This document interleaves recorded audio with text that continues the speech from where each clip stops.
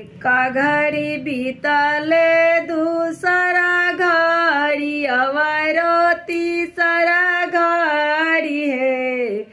ए ललना सुकावाऊ गईते होरिला जलमले महलिया उठे सोहर है। ए ललना सुकावाऊ गईते होरिला जमले महलिया उठे सोहर। सासी हमरो उठेली गवई त ननदो बजवैत आवसे।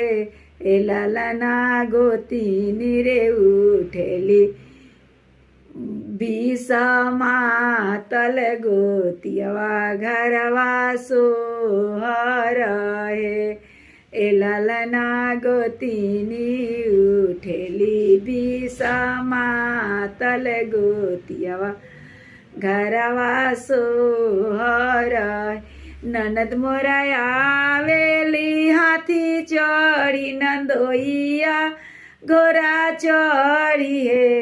हे ललना रुनु झुनु आवेले भगिनावा आजू घरे सोहावने लागे। ए ललना रुनु झुनु आवे मोरे भगिनावा घरवा मोरे सोहावने लागे। फुआले आवेली होरिला बेरावा त डार के डरावा नुहे। ए ललना भतीजावा के दिहली पहिनाई ई त जियरा मोरे आनंद भैले।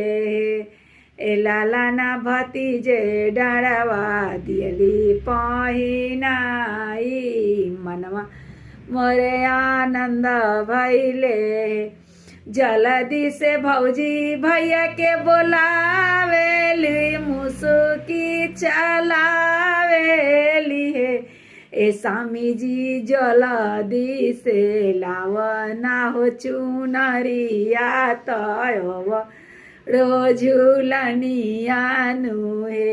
ए स्वामी जी जल्दी से लाइना चुनरिया तयव रोझुलनिया नुहे। ए स्वामी जी ननदो के दिना पहिनाई ननदोसिया